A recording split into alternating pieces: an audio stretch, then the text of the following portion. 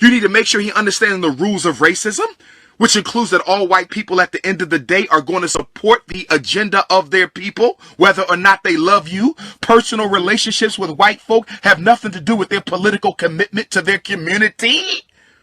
You got to let him know, how are we going to rebuild the black community without strong black families, and you can't build a strong black family without a black woman? You systematically sit down, write it down on paper, you brainstorm everything you need to tell him. You make it a lesson. You make it a lesson and make sure he understands it has absolutely nothing to do with hatred. This is not about hating white folks. It's about protecting, honoring, and building black people. You don't have to hate them not to date them.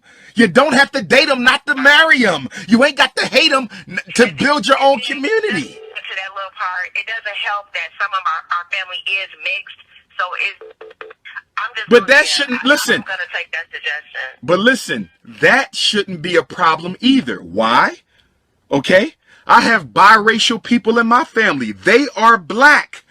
And guess what? They need to hear it too. So you can remind them that they're black. Because the minute the biracial says, well, you know, I'm half white. Show me a white person that considers you half white.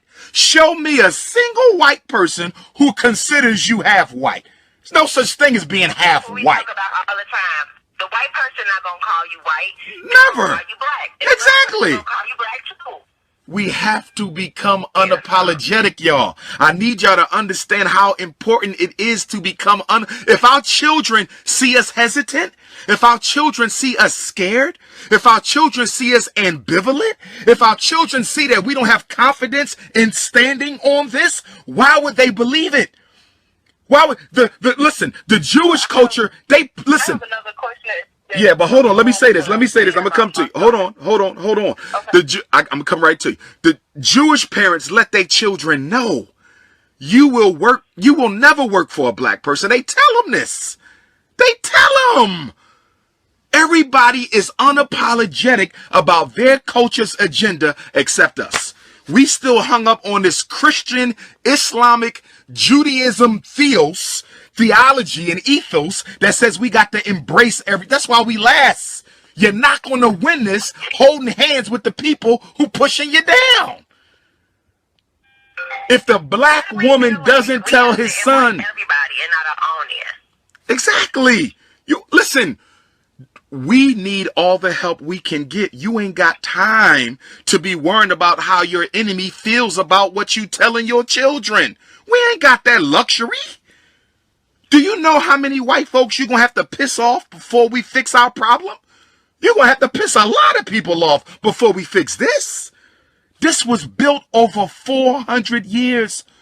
August 21st, 2019, 400 years. Under Anglo-Saxon British North American rule. August 21st, 1619 to August 21st, 2019. 400 years. After 400 years, if we can't tell black boys that you better be loyal to black women, we are going nowhere. We might as well dig the ditches, make our own coffins, and get in them right now. Because if the black boy doesn't know he got an obligation to the black woman, if he don't know that his purpose for being on this planet is to build with a queen, we are done. It's over. It's over.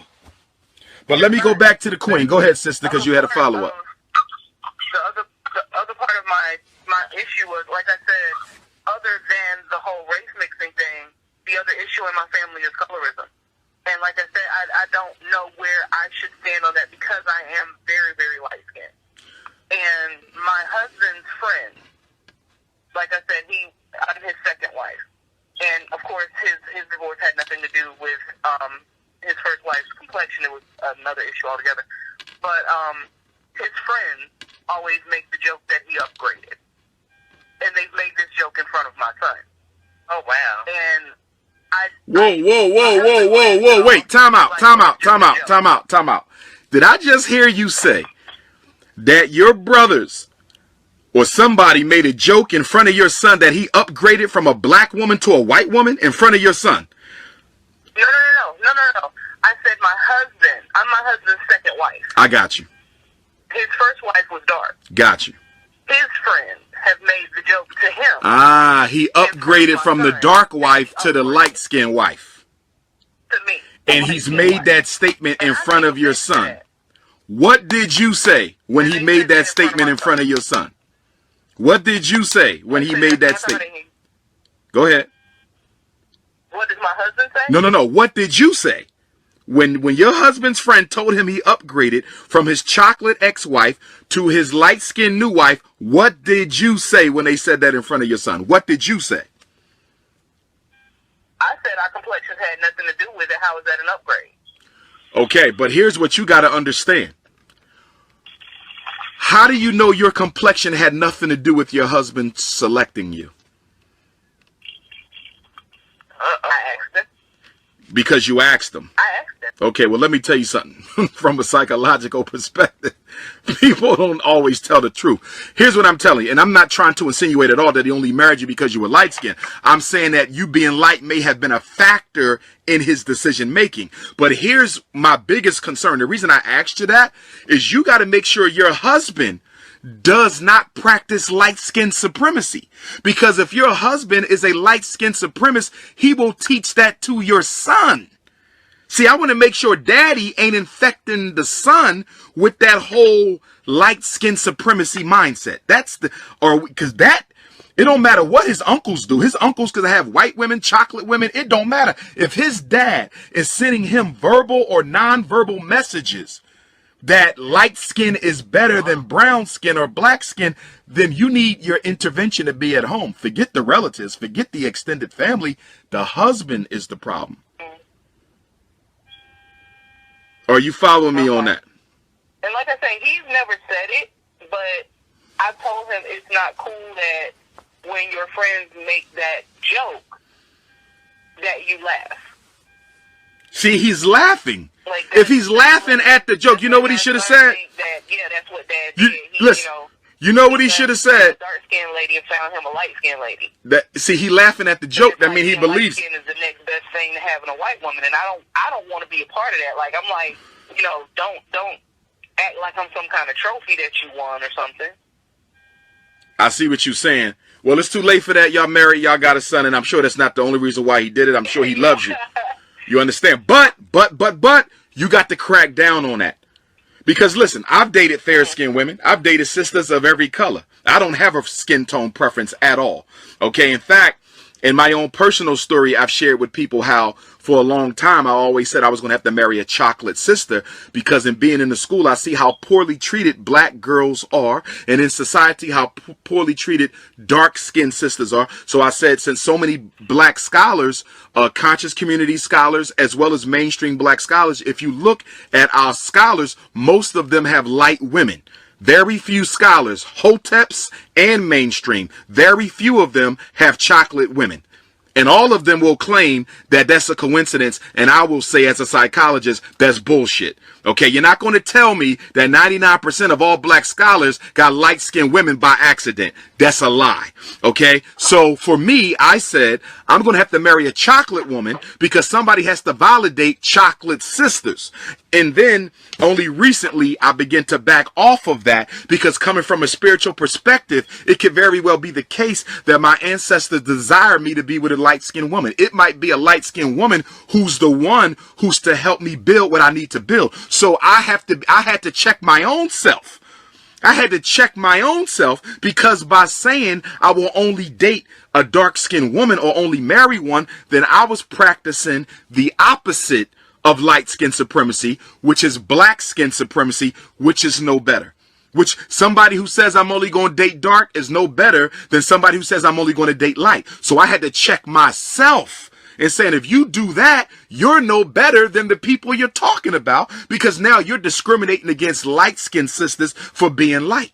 And that's not fair either. So I had to reevaluate that, so I don't risk cutting out the woman who is for me, okay, just because she's light.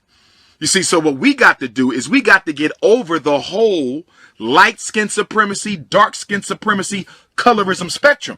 That should not be a part of our mindset, but it is, because the white man gave it to us. It is part of post-traumatic slavery disease. And And we also have to be clear. The reason why it is so entrenched on top of self-hatred is the fact that in America, and especially in the Caribbean, and especially in Africa, America too, but especially in the Caribbean and especially in Africa, the whole society was based on the amount of melanin in your skin. So in America during slavery, you know, they did have their little mulattoes and they had, you know, they light skin, but it was not as systematically encoded as in the Caribbean or in Africa, where if you was 1/2 shade lighter, that was the difference between getting into college or not. That was the difference between a good job or not. And I can tell you even today, after slavery and colonialism,